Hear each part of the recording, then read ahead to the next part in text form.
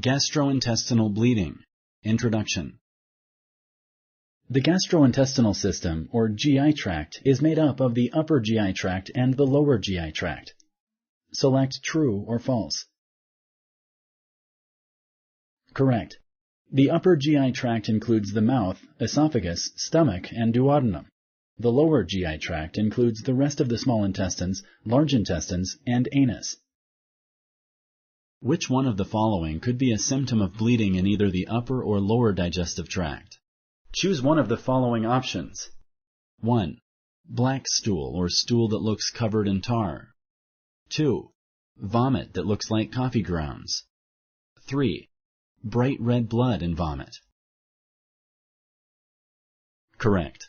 Black or tarry stool can be a symptom of bleeding in the upper or lower digestive tract.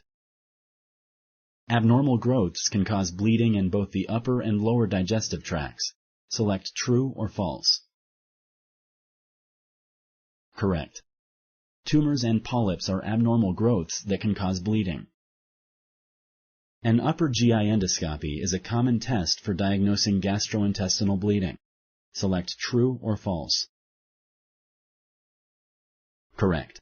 A common test for diagnosing gastrointestinal bleeding is an endoscopy. Endoscopy is used only to diagnose gastrointestinal bleeding. Select true or false. Correct. Endoscopes are versatile tools that allow healthcare providers in many cases to stop the bleeding. Thank you for using Explain.